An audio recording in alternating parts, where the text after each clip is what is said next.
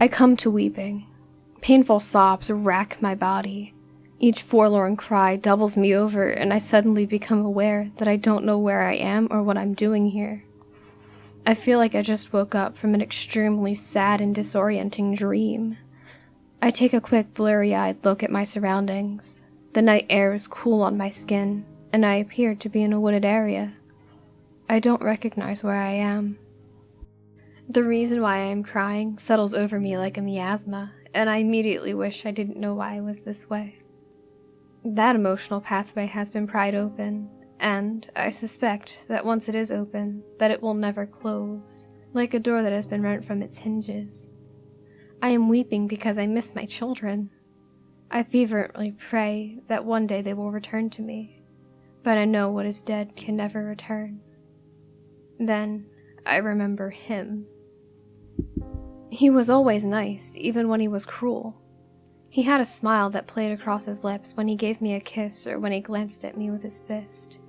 He was beautiful. I wonder why he picked someone as dirty as me. I was damaged goods. Ama soltera. I was struggling to support 2 kids. He loved me even with my baggage, but there would always be something between us. The constant reminder that I was someone else's. I loved him, and he did his best to love me back. My tears burn their way down my cheek, and I wonder why there's nothing left in me except for love and hate. A sound snaps me out of my reverie. Someone snapping a twig a few feet behind me. I ignore it. I'm too lost in the moment with my memories and my pain. In the back of my mind, I know he's drawing closer. He kneels behind me and puts a hand on my lower back and asks what I'm doing in the woods at night. I recognize it truly is odd to see a woman weeping in the middle of nowhere. I turn to face him. In the instant I see his face, I am struck with the horrible realization.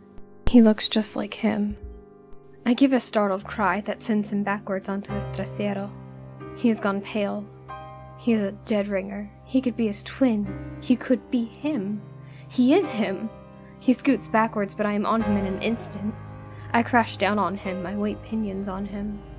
My long nails rip at his face and neck.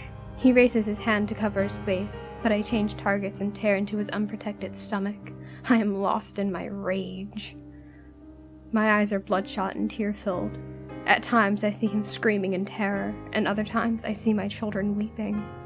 I hear him begging me, and I hear him telling me the children are in the way. I hear children weeping, pleading, and shrieking as well. My attack slows as I look over at the damage I've done. I've ripped him apart. He twitches, but it's become a compulsory motion. He is dead. The image of my children's bloody, kneeling faces has begun to fade. The tears have stopped. I look closer at the man and realize that they really don't look alike, but they probably acted the same, stringing on to desperate women and trying to leave them. I get up and look at my blood-stained hands.